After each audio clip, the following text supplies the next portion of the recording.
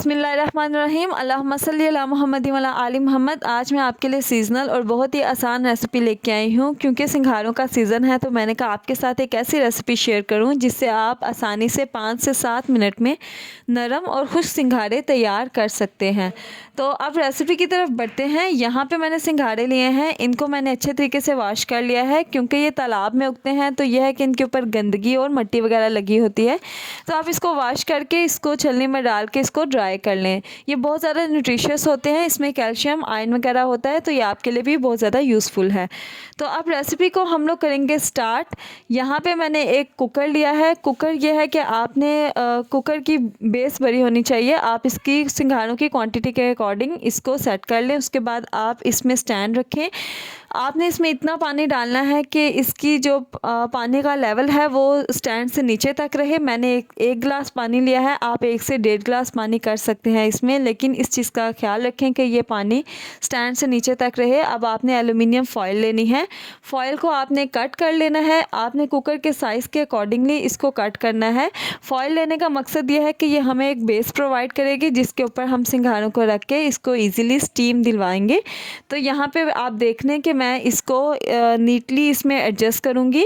आपने फॉयल को इसमें एडजस्ट करने के बाद एक काम ये करना है कि आपने इसके अंदर होल्स करने हैं। आप ये करें कि स्टिक की मदद से भी होल्स कर लें जैसे मैं कर रही हूँ, या फिर आप नाइफ़ की मदद से इसमें कट लगा सकते हैं। अब इससे ये होगा कि स्टीम आसानी से सिंघारों तक पहुँचेगी और सिंघारे जो हैं वो इसमें कुक हो जाएंगे। तो यहाँ पे हम क्या करेंगे कि सिंपली इसमें और कुछ भी ऐड नहीं करेंगे, बस ये है कि सिंघारे इसके ऊपर रख देंगे। आपने सिंघारों को हर तरफ इजीली इसके ऊपर एडजस्ट करना है। सारे सिंघारों को फैला के रखें और यहाँ पे आप देख लें कि मैं इसके अंदर सिंघारे डाल रही हूँ। आप देख लें कि सिंघारे सारे एलुमिनियम फॉयल तक मैंने इसमें एडजस्ट कर दिए हैं। अब आपने कुकर के ढक्कन को बंद कर लेना है। कुकर को आपने तब बंद करना है जब आप इस चीज़ को अश्योर करें कि ये अच्छे तरीके से बंद है और इसका रबर भी ठीक तरीके से बंद है।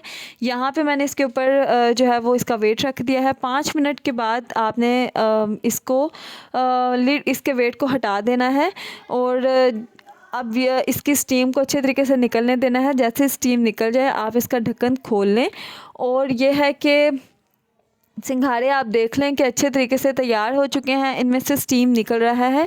ये सिर्फ 5 विसल चलने के 5 से 7 मिनट बाद ये आपके लिए तैयार होंगे, अच्छे तरीके से कुक हो चुके होंगे। यहाँ पे मैं इनको आपको छील के दिखा देती हूँ कि ये अंदर से भी कितने ज़्यादा सॉफ्ट हैं, कुक हो चुके हैं। क्योंकि सिंघारा अगर कच्चा हो तो इसके ऊपर से इसका जो छिलका है वो नहीं उतरता आसानी से, तो यहाँ पे इसका छिलका भी आसानी से उतर चुका है। आप देख लें इसमें पानी भी नहीं है।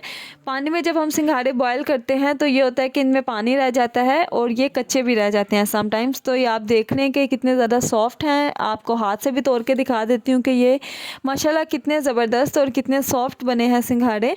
तो आपको ये रेसिपी ज़रूर पसंद आएगी क्योंकि ये बहुत ज़्यादा डिफरेंट रेसिपी है। आप इसको इजीली आप डिश आउट भी कर सकते हैं। आसानी से एलुमिनियम फॉयल को उठाएं और इनको डिश में रख लें। तो ये रेसिपी डिफरेंट इसलिए है क्योंकि इससे आप झटपट सिंघारे तैयार कर सकते हैं। मेरा मकसद भी यही होता है कि आपके लिए इजी रेसिपीज़ लेके आऊँ। तो ये आप देख लें सिंघारों की फ़ाइनल लुक कि माशाल्लाह इनमें बिल्कुल पानी नहीं है, इजीली इनके छिलका भी उतर गया है।